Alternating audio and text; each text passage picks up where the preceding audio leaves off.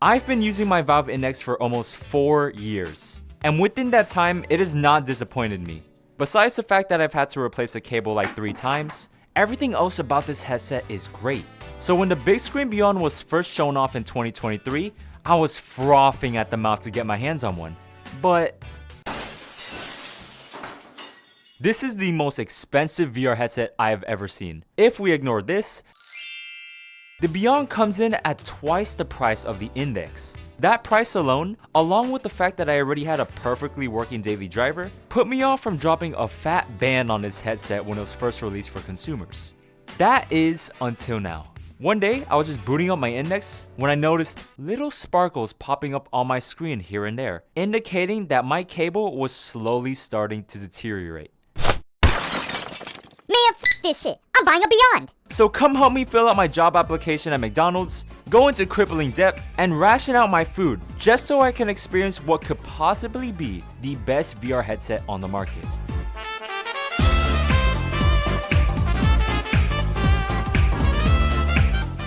So why did I decide to buy myself a new VR headset? Well, my Index was slowly falling apart. Little pieces of it were falling off, and the third cable I bought for this thing was beginning to die out. And along with that, the Beyond is just much easier to travel with. I'm still dragging around my Index's original packaging every time I move, because I'm really not comfortable throwing it in a bag. With the Beyond, I really don't have to worry about that. This thing could literally fit inside of a can. Those are some of the reasons I decided to buy this. So, let's talk about the purchase process. Before I placed my order, I first had to come to terms with spending over $1,000 on a VR headset. While it not may be the most extravagant purchase I've made, I recognize that even for the most passionate consumers of virtual reality, $1,000 is still a crazy investment. I first opened my fridge to see if I had enough food to last me the month. Then, I took a look at my checking account to make sure I still had enough money to purchase other basic necessities. And finally, I consulted with my friends about my purchase and engaged in thoughtful discussions to address any concerns they might have had. Guys, it's $1,000. Oh my god, bro. Oh, hell no. What the fuck, man? This dude? Did this guy just say $1,000? Get your ass out, man. You think money grows on trees or something? What the fuck, man? What a knucklehead. You don't have that kind of money? 나는 $1,000로 자꾸제를 살 수 있어. As part of the purchase process, Bigscreen has you send in a 3D scan of your face. Then they take that scan and print a custom silicone face cushion. After that, they match that with a Beyond that is built to match your exact interpupillary distance. And if you're blind like me, you can also order prescription lenses so that you don't have to try to jam your glasses inside. Unless you're wearing these, it's not like it was gonna fit anyway. The downside though is that because this headset is completely personalized to fit you, good luck trying to share it with anyone else, whether it be friends or family. Cause unlike the Index, Quest, and other headsets, this one will be less than comfortable for anyone who uses it except for you. So after about a month, my Beyond arrived in the mail. I dashed to the post office to go and pick this up. Good morning, sir. Are you twice VR?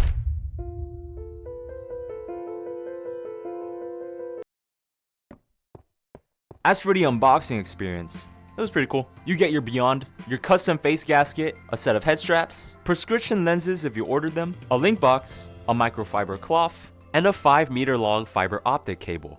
Let's talk a little bit more about this headset specs, starting with its weight. This headset is extremely light, weighing only about 127 grams. It's almost like holding your phone. For optics, it uses pancake lenses, which helps give it its small form factor. To pair it, the Beyond has 2 high-resolution micro OLED displays, running at 2560 by 2560 per eye, which is a huge increase over my Index. However, the brightness of the displays only reaches around 80 nits at 100%, which is kinda dim compared to other VR headsets on the market, and it was something that I immediately noticed when I tried it for the first time, which I saw as a downside. There is an overdrive mode that you can use to help brighten the screens, but whenever I bumped up that setting, it turned everything into a blurry mess whenever I moved. Whenever I move to left to right, it seems like everything just gets blurry. I'm at 100. Oh, well, that fixed it. Oh, well. On top of that, the displays unfortunately only run at a max of 90 Hz. Ouch. However, Bigscreen says that the displays feels like 120 Hz due to its extremely low latency. I feel like when I'm just in the menu, moving my sabers around and stuff, I could tell for sure it's not 120 Hz, but while I'm in game, I can't really tell. This headset sadly doesn't have any speakers to hear stuff with, so you gotta use your own audio solution. I'm sure it was to reduce weight on the headset, but it's still just a bit of a bummer. Of course, it's got a microphone, and a pretty good one at that. The microphone I'm using now is from my Beyond. The microphone I'm using right now is from my Index. The microphone I'm using now is from my Quest 3.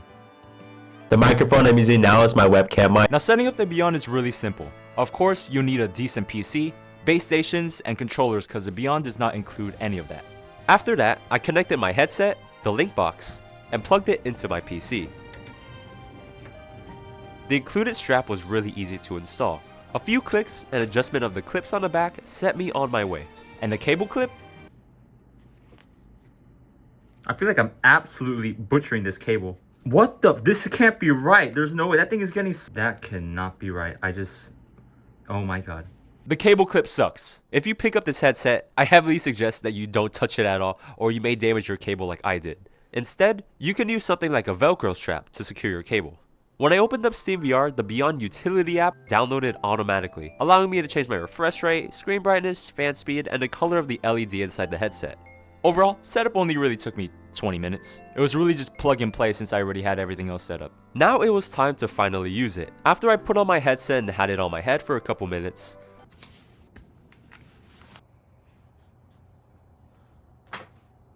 the default cloth strap was not going to cut it. What I like about my Index is that I can just throw it on real quick and be ready to go. I don't really like it if I have to plug in my own headphones. So that's where the audio strap comes in, which you can purchase separately from their website for $130. Is it better than the cloth straps? Absolutely, it's way more comfortable. Is it better than the Index strap? I don't think so. The audio on the Index is, I believe, second to none. And in my opinion, it's the best audio you can get on a VR headset. The off-ear speakers were off your ear, and everything sounded clean, crispy, and loud. In comparison, the audio strap from Bigscreen seems less robust, to keep it short. As for the actual sound, it's great, I have no issues with it, but it definitely isn't as loud as what the Index offers. The first game I hopped on was, well, VR chat. Look at what happened. Fucking god, I'm about to snap my goddamn screw. The baby right there? I didn't really prep any games in advance for this. Like, the only other VR game I had installed was Nightclub VR. Yo, get a security guard! Oh my! In VR chat, I went hopping around different worlds I thought would best showcase the micro OLED displays inside the Beyond, because that was the thing that popped out to me the most. Obviously, with OLED displays, you get the benefits of near instantaneous response times and beautiful colors, along with deep blacks. Unlike LCD displays, where the color black actually appears as sort of a shade of gray, OLED displays produce a true pitch black color, as if you were in a room with the lights turned off. I'm in the bathroom right now. In my testing, worlds like audio orbs left me completely speechless using the Bigscreen Beyond. It looks so good. I'm kind of mesmerized right now, dude. Worlds that I used to go to on my Index look so much prettier on the Beyond. And the slight loss in FOV from going to this headset is something that I'll gladly sacrifice to have these visuals. So a problem that I have with all VR headsets that I've used is comfort. Having a fat monitor pushed down on my head for hours kind of feels like the life is getting sucked out of me. So normally, after I play a session of VR chat and run my batteries down, I feel like absolute garbage when I take my headset off. Like I just dipped my face into a bucket of sewage water. But after playing a 4-hour session in my Beyond, oh wow, I feel like a normal person. With the combination of its lightweight design, custom face cushion, audio strap, and magnetic prescription lenses, the Beyond is the most comfortable VR headset I've ever used, hands down. It is seriously amazing. But with all the good things I have to say about the Beyond, I also have some critiques about it. There is something wrong with my audio strap. For some random reason, the audio will just completely cut out for a couple seconds. It's usually whenever I'm moving. Like in my play session, I noticed it the most when I was going from a seated position to a standing one. I have no idea what this issue can be. I couldn't even find anything online. Another issue I have has to do with the face gasket. While I'm in VR, the right side of my screen was noticeably more blurry than the left. I was thinking to myself, is my headset's IPD wrong? To get the perfect picture, pushing my Beyond to the right helped solve this issue. So I took a closer look at my headset and, oh yeah, that might be an issue. Looking at it top down, it doesn't even look like my face gasket is even centered to the screen. It's like my face kind of sits more towards the left side of the headset. So while making this video, I'm currently speaking with Bigscreen support team to help me with my issue. I have heard that there's been tons of people who have had issues getting the correct IPD, stating issues with visual clarity, finding the sweet spot inside the headset, and more. And I feel like that is a huge pain to deal with. These lenses are super small, so making sure your IPD is correct is really important. Being off by a millimeter or two can straight up ruin how you see inside your Beyond. So imagine back in the day when people had to wait months for their Beyond, only to have to send it back because they can't see anything when they put it on. It's a huge turnoff. So for me, I really hope I don't have to send it back, otherwise that would really suck. So, is the Bigscreen Beyond worth it? I mean, at $1,000, it's a pretty tough bullet to bite. It depends. If you're okay with potentially having to send it back due to an incorrect IPD, then I say go for it. Once you find your perfect fit, I have no doubt that you'll be blown away by this headset. Besides some of the issues that I talked about, the Bigscreen Beyond feels like a huge generational leap in VR hardware. Anyway guys, that's all for this video. If you have a Beyond, or even if you don't, I'd love to hear what you guys think about in the comment section below. I've been spending the last year exploring new areas here in South Korea, so I'm really sorry for not uploading. Consider this video as me trying to ease my way back into creating content. Finally, thank you to my Patreons that have still stuck around with me despite kinda going dark. Your support means a lot to me. Thanks for watching, and I'll see you on the next one.